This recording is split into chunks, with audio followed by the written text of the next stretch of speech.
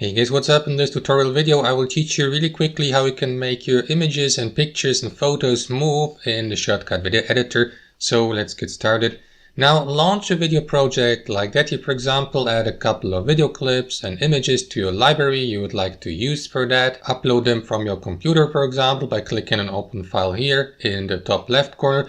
And next, guys, I would like to place that video clip here on my first video track below. So let me do that really quickly by drag and dropping it. Let me adjust the position and the length like that. And what you want to do next, guys, is add a second video track for your images and photos. To do that, click on these three horizontal lines here to the left, select track operations and add a second video track just like that. And after that, simply place the image you would like to use for that here on your second video track, just like that. Let's say I would like that image to appear at the 5-second mark and last to the 10-second mark. So let me adjust its length and its position, just like that. And after this, guys, simply left click on your image here on your second video track and head over to the filter section here to the left. Click on that plus icon here and search for a filter called size, position and rotate, that one here. Also, I would suggest you bookmark this filter if you'd like to use it in the future more frequently.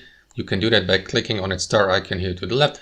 And next, guys, double left click on your image here to get to its beginning. And once that's done, set a couple of keyframes to make your image move. You can do that by heading over to the keyframes section here in the bottom left corner by clicking on these three horizontal lines here and by selecting set first simple keyframe from the drop down menu. That will place the first keyframe here at the beginning of your image. And now I would like to make that image, for example, move from the top left corner at the first keyframe to the center or to the middle of that frame here, to the middle of that frame at a second keyframe later. So to do that, move your image here by dragging its corners just like that, adjust its size and its position by holding it with your left mouse and by moving it around. So for example, I'm going to place it here in the top left corner, and next move your playhead here on your image below on your timeline to the moment where you would like to place the second keyframe, just like that. Let's place it here. Click on these three horizontal lines here to the left again and select set second simple keyframe, just like that. And once you're done, head back to your timeline and watch the fruits of your work by clicking on that play button here. So that's the preview mode. As you can see, my image is moving from the top left corner to the middle of that frame here. So that's how you make your images move in Shotcut. Thanks for watching and have a wonderful day.